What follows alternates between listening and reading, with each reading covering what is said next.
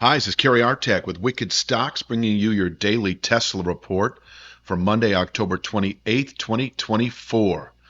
But before we check out the charts, I just want to ask you to please click like, share, subscribe, and check out wickedstocks.com, where we offer a full suite of both daily and weekly analytical videos, just like the daily Tesla and daily NVIDIA reports, daily analysis in the SPY, daily analysis in the Triple Q, weekly analysis in the S&P 500 index, the NASDAQ 100 index, and Apple stock, as well as two individual stock picks a week that you never see on YouTube that cater to the 3 to 5 week swing trader out to the 3 to 5 month near term investor, always looking for 20% moves or more on those underlying stocks. And you get to see all of this for free. We offer a 5-day free trial up front. So check out wickedstocks.com.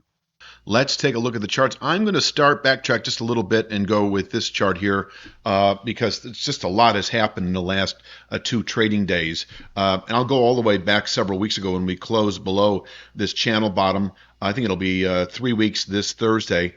That's 257.55 today, Monday, but it was lower then. When we closed below it, we expected the 213.65, a 5/8 Fibonacci from the September high against that August low as a weekly support level. It held, and then the anticipation was 2 to 3 weeks upward rotation back to the channel bottom at 257.55. Now, Thursday of last week, we blasted right through that on the earnings, and in fact, on Friday, it did hold for all intents and purposes, and it is a session containment level now, 257.55, able to contain session weakness if tested today, and I'll get to that in a moment, and above which we have the channel top at 275.61 on the daily chart. That is expected. We might actually see that today.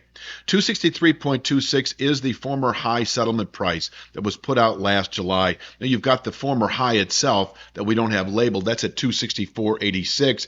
I could go on and on and on, but really, I say that holding above 263.26, the high settlement price from July, that's a solid intraday support level, well suited for day traders buying into or staying long above 263.26 in anticipation of 275.61. That channel structure is almost 3 months in the making and can contain buying, really through November, perhaps. You can also see it here on the weekly chart at 275.81. So it is a 20-cent range today. The daily version is rising, obviously, on a daily basis. And if we close above 275.61, and yes, let's include 275.81, the weekly chart version of the same, I would then expect, now given recent volatility, this could be a 1 to 2 week move, but I think for all intents and purposes, volatility should contract, barring some unforeseen fundamental occurrence. So volatility should contract more into its normal rhythm, and this is really kind of a 3 to 5 week play. So if we close above 275.81, we have 314.53 as our next 3 to 5 week objective. And 314.53 is a daily channel top that goes back to the April low. So let's just call it a 6-month channel structure that precedes the 335.19 nearly 2-year channel structure. So this is another way of me saying that if we close above 275.81, that this 314 to 335 region becomes our next 3 to 5 week objective. And I could draw the same, probably should on this chart, that 314 area structure, that 6-month channel top, is climbing as well at a steep pace, narrowing actually. I forget exactly when they converge. I want to say like in February that these two structures actually converge. So we'll just kind of see how that plays out on a day-by-day basis. But getting back to my point here, this 275.61 to 275.81 area is a big test for Tesla. And it can contain buying, through November.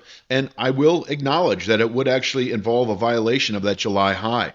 Even if we close above 271 even today, but do not close above 275.61, this is still an area to sell. This is the perfect trap that I've seen a million times, where the market takes out an old high, You get shorts bailing out, longs coming in. The 275.61 channel top holds, and then we fall away not only through the rest of the week, but really into later November. We can fall away. Now, there's a trend line here that would become a new channel bottom that we would anticipate presently in the 220s. But really, in terms of support, let me go back to this chart here. So I've already mentioned how we've got 263. Where are you? Let's see. Back here, we've got 263.26 as an intraday support level.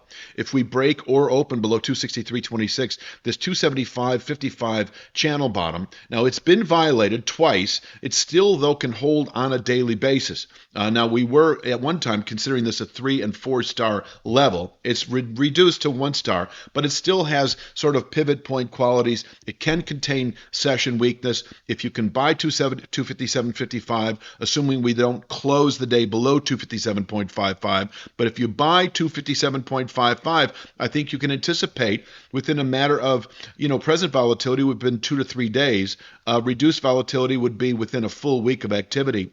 Once we test 257.55, we can anticipate then bullish continuation to the 275.61 to 275.81 region. So that is kind of your 3 to 5 day swing trade, buying 257.55 in anticipation of 275.61, and vice versa. You could sell 275.61 3 to 5 day swing traders in anticipation of 257.55.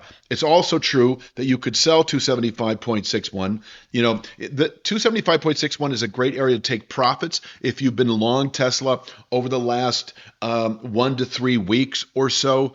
It even could contain buying, as I say, through November. So if you can set a short here, 275.61, in anticipation then of some variation really of this channel structure here at 212.84. So this is a very dynamic approach as we push up into the mid 270s. If we do, this structure changes. And I've also mentioned how, once we test 275.61, this trend line becomes a significant channel bottom. So that will actually, everything will rest then on this newly formed channel bottom that actually doesn't even exist yet, but will once we test 275.61. So really, what I'm saying is you can sell 275.61 in anticipation of possible bearish rotation back into the 210s, 220s. We'll just give you that number at the time. Right now, I'm going to say it's upper 210s, this trend line.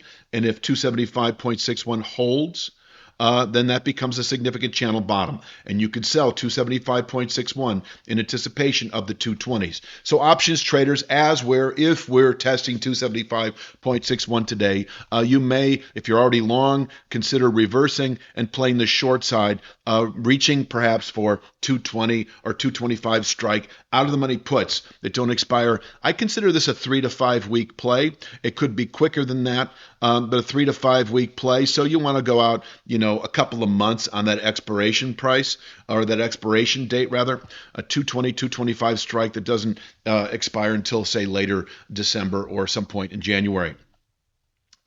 Back to the day itself. Once again, if we break 263.26, 257.55 in reach, able to contain session weakness, and above which 275.61 remains a 3 to 5 day target.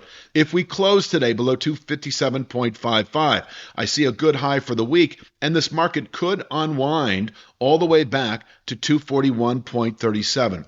241.37. I'm talking with a matter of 1 to 3 days.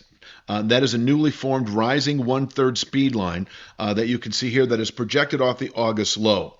So, I am going to go back to my original point because it seems as if I'm contradicting myself, and I don't want to come across that way.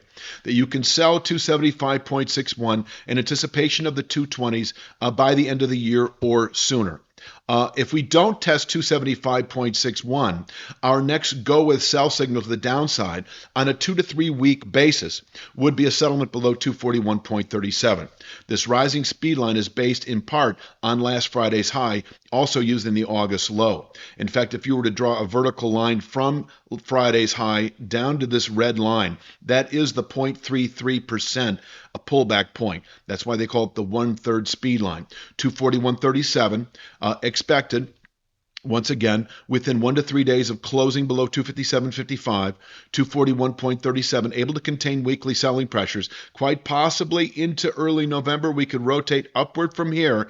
Guess what? All the way up to 275.61. So I don't have it all on one chart. I wish I did. But, the 2 to 3 week time frame is buying pullbacks at 241.37 in anticipation of upward rotation to 275.61.